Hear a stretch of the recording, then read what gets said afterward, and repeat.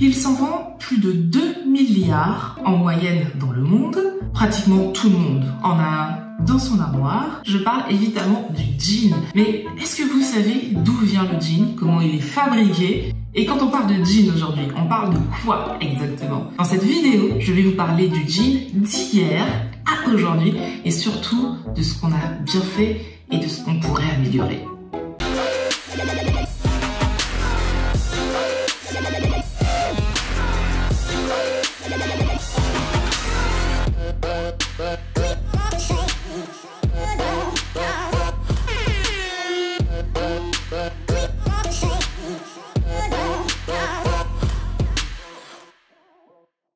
What's up? Bienvenue dans cette nouvelle vidéo, un format différent pour du contenu différent.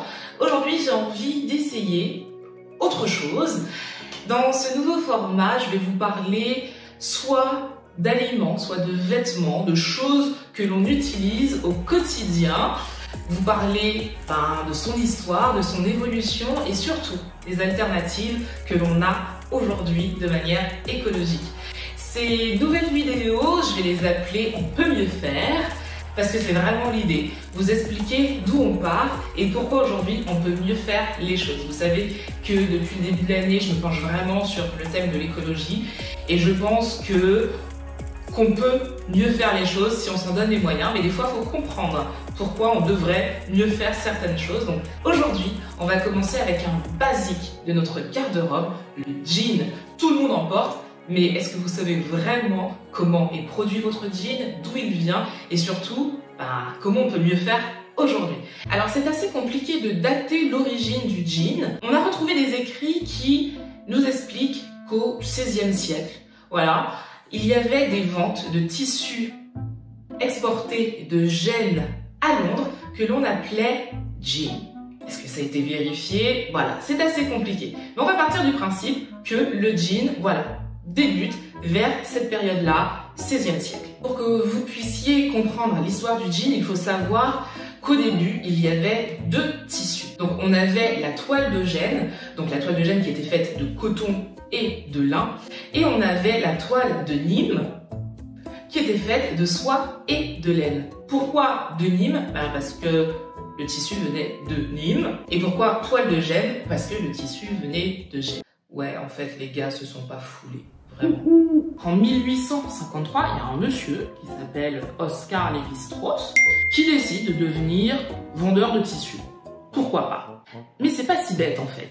Parce qu'à l'époque, il y a énormément de chercheurs d'or et ces mecs, ils ont besoin de vêtements solides. Donc, Lévi, ce qu'il dit, tiens, je vais fabriquer des salopettes et des vêtements de travail solides faits avec de la toile de Gênes.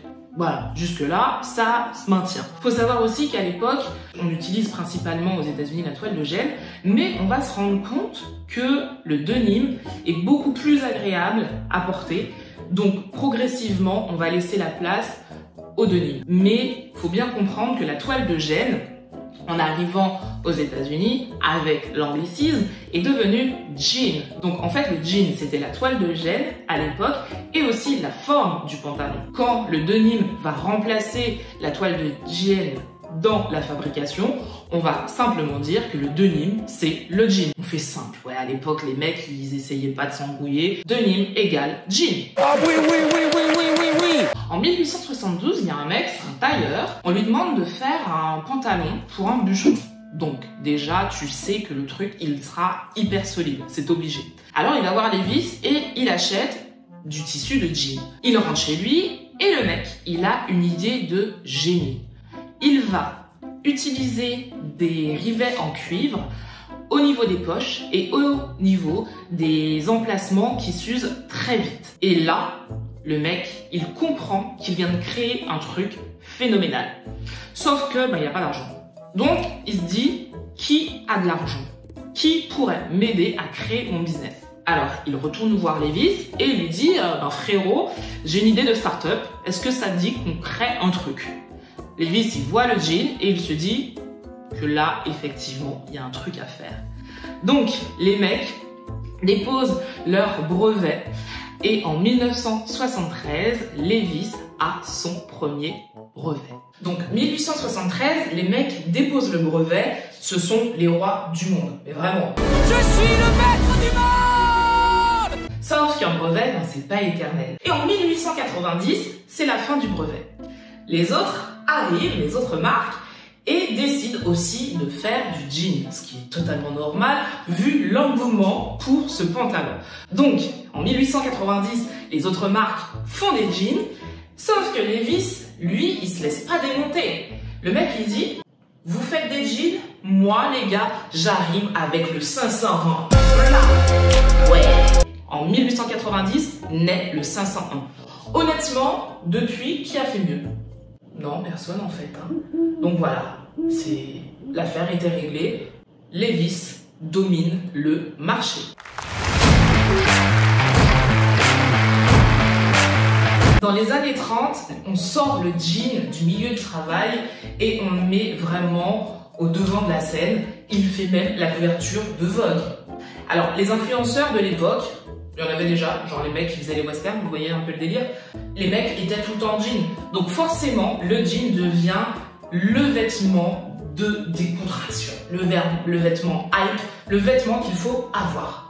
Dans les années 70, là arrive la période un peu hippie. Donc si t'as de la beuh, si tu fais un peu de sexe, si t'écoutes de la musique et qu'en plus t'es habillé en jean, mais t'es le roi du monde. Voilà, c'est bête, hein, mais des fois, il en faut peu. Alors, dans les années 80, on change carrément de délire. Le jean devient le vêtement phare d'une génération un petit peu plus énervée, un petit peu plus dynamique.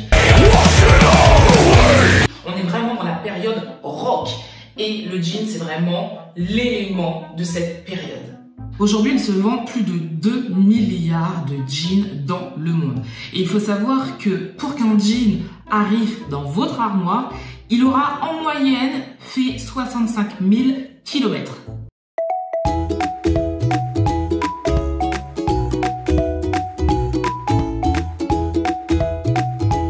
Ouais.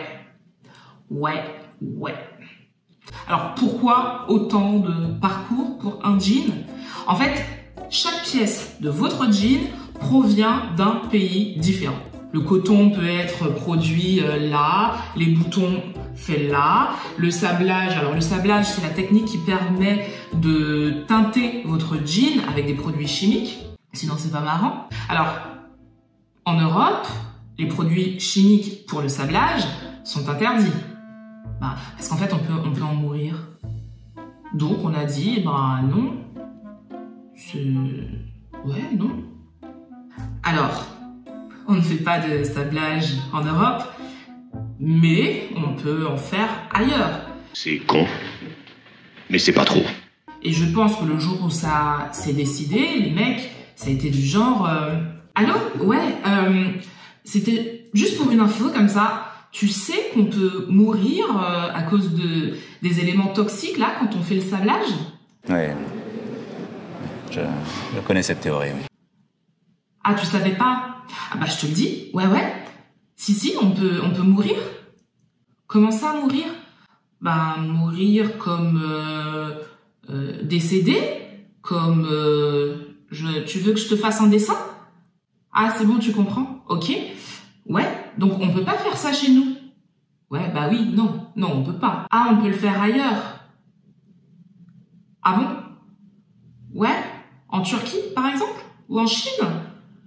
Mais tu penses pas que ça pourrait poser des problèmes aussi, non? Non, pas du tout? Bah oui, quel problème, évidemment, c'est... Ok, bon, on va faire ça ailleurs, hein? Faisons comme ça. Mais ce n'est pas tout. Pour faire un jean, il faut entre 7000 et 10 000 litres d'eau. C'est-à-dire que là, aujourd'hui, avec ma chemise, mon jean et mon string en jean, moi, toute seule, j'ai vidé l'océan Atlantique. C'est juste dingue. Alors bien sûr, le coton est cultivé avec des pesticides. Alors ça aussi, pas en Europe, oui, non, on fait pas ça chez nous, on fait ça chez les autres, comme par exemple en Inde, c'est pas grave. Parce que bon, les pesticides, le truc, c'est qu'il y en a qui sont tellement toxiques qu'ils provoquent des cancers, et Ça, je crois que le cancer, c'est le truc le plus gentil que l'on pourrait avoir en sniffant ces trucs-là, tu vois. Bon, alors maintenant, la question, c'est est-ce qu'on va tous mourir?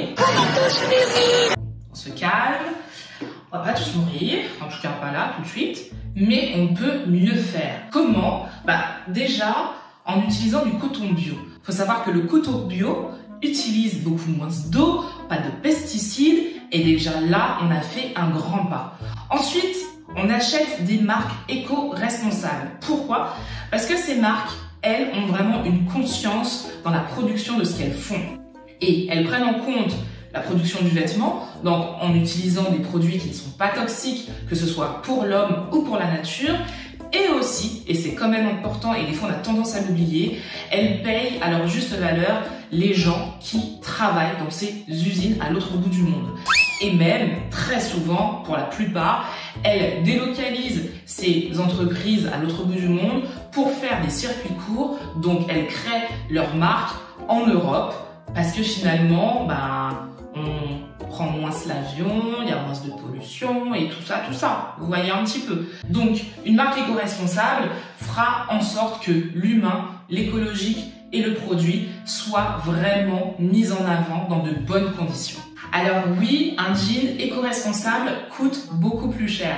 Mais comme je vous le disais dans une précédente vidéo, la démarche écologique, c'est aussi acheter moins souvent, acheter de manière intelligente.